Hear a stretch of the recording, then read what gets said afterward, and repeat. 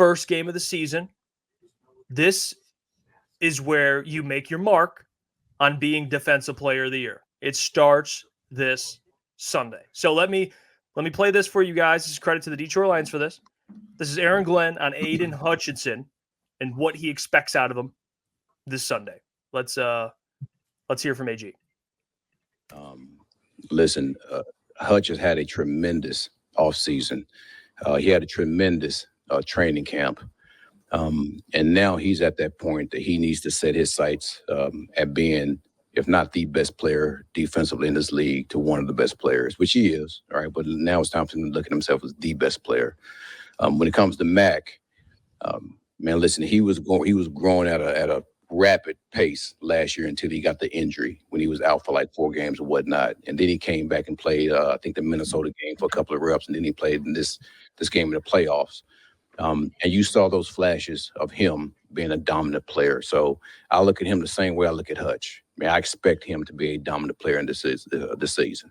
I mean, the expectations are there. If sure. we don't get anything outside of like a 2-sack game on Sunday, I'm going to be honest. I know it's high expectations, but it will be a little disappointing. I mean, maybe the sacks aren't the only thing you should be looking at, but in turn, just wrecking the game, constantly in Matthew Stafford's face, winning consistently. That's what you want to see, because this is a guy that led the NFL in quarterback pressures, which is great, by the way. Quarterback pressures, it's not that it means nothing, but you got to capitalize those sacks, man. And he made Matthew Stafford pay. It's got to be similar this Sunday. I expect 2 sacks at Aidan Hutchinson. That's how you start a Defensive Player of the Year campaign. Yeah, I mean, when you're like, we've talked about it all summer, and that's we could have these conversations all we want. It's a long off season. Right? It's 6 months you're sitting there, so you start coming up with these conversations, and one of them is Aidan Hutchinson being one of the best defensive players in the NFL, and that's outside noise, like the media making that noise. But when your defensive coordinator Aaron Glenn comes out in game week first, and he's like, hey, my expectation isn't for him just to be one of the best or one of the best. It's to be the best defensive player in the entire NFL, like over Micah Parsons, over TJ Watt. Like that's AG's expectation for Aidan Hutchinson. Like this guy's expectation, his ceiling, what they want out of him this year is something like. Have we ever had a defensive player of the year award winner in Detroit? I don't think Sue ever won it. Has anyone ever won it in Detroit? It would have to have been a long time ago. Robert Porcher, maybe like that far back. It's my guess, but like you could be seeing like one of the best defensive players in Detroit Lions history. Like if the way he's talking is like, hey, he needs to be the best in the entire NFL. I think he goes out there this week, and you guys already know. I said it yesterday. He's going to go out there, and you have to set the tone for the season. You've seen Aidan Hutchinson at times maybe start slower, go on these little stretches where he struggles a little bit and say, hey, where'd Hutch go? Maybe with injury. Just go out there, head down, balls to the wall, go get 2 or 3 sacks on Sunday night. Go get a couple tackles for a loss. Go get a couple tip passes, force a fumble. Be the game wrecker that he's supposed to be. Like, that's the expectation for Aidan Hutchinson for me. Like, set the tone, show everyone that you want to be Defensive Player of the Year, and that's how good you are. Because, like, he's got you. It's like one of those things where it's like, can these guys get that much better? Like Amon-Ra, how much better can he get? Hutch has improved that much more this year, and it's shocking. The reports out of camp is insane, just how he just manhandles everyone. And when they were with the Giants, he manhandled at joint practice. So I'm pumped. My high expectations for Aidan Hutchinson are probably some of the highest on the entire football team to win the Defensive Player of the Year. So it starts Sunday night. AG has to say, hey, Booner, AG, shake some hands there. We're on the same wavelength. Yeah, I mean, it better be a long night for the Los Angeles Rams offensive line. They're down 2 guys. Jonah Jackson's playing center. This is a perfect moment for Aidan Hutchinson to go out there and game wreck. And if Aidan Hutchinson doesn't, it better be because he's going to double and triple team, and Ali McNeil, Marcus Davenport, and the rest of the company are cleaning up the backfield. I think Aidan Hutchinson, both getting to the quarterback and stopping the run, he's going to play a huge role in that, especially when Kyron Williams breaks outside. If he can contain him and throw him into the middle with Ali McNeil, Alex Anzalone, Jack Campbell, he's going to be game wrecking all night. And I think if he doesn't, it'd be disappointing. There's no way that Aidan Hutchinson should go out there and get 1 sack.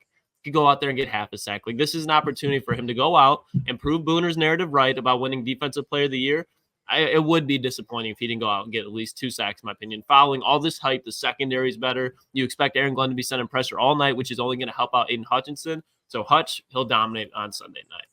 Yeah, I mean, it's not just Hutch either. It's I think there's a lot of pressure on this defensive line, like given what it was last year. Yeah. Hutch was incredible. Aleem showed flashes, but besides that, man, the cupboards were bare. I mean, that's how it was. So this game, it's not just Hutch. Like, yeah, Hutch you have the highest expectations for, but I'm looking at Davenport. I'm looking at Aleem McNeil in a contract here. James Houston, does he play some snaps? What does he do? How does he look?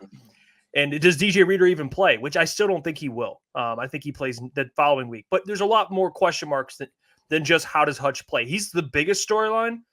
But the thing last year was give him some help. We're about to find out on Sunday if he's got help. Like we're gonna find out if Davenport can play, because let's be real here. That Rams offensive line, they got better on the interior. They have some injuries on outside for their tackles, which Davenport is going to have a mismatch, and he's going to have to take full advantage of that. So, and another guy, Levi, who you've been higher on this summer, Booner, and so have the coaching staff. Like, that's another guy, especially if DJ Reader doesn't play. So I think one of the things I'm focused on, yes, it's the secondary. Yes, it's the entire defense, but more so, man, you want to look at this pass rush, because something I've always said is at the trade deadline, that's where I think you'll know by then, obviously, if you need more help, and you can go trade and acquire an edge. But you're going to find out Sunday, man, what they got, because go out on Sunday, get 4 or 5 team sacks. Aidan gets 2 of them. Aleem gets 1. Go out there and dominate. If you look at the moves that were made this offseason, and we said it last year, I think it's the same thing with the corners. The 2 worst position groups last year were the corners and defensive line. They do, like, to your point, Jeff, they have, like, the defensive line might have the most to prove out of anyone on the football field come Sunday night. Like, you're going up against a depleted Rams offensive line that they had to move guys around. Jonah Jackson potentially playing center. Like, they're moving guys around, trying to patch things up.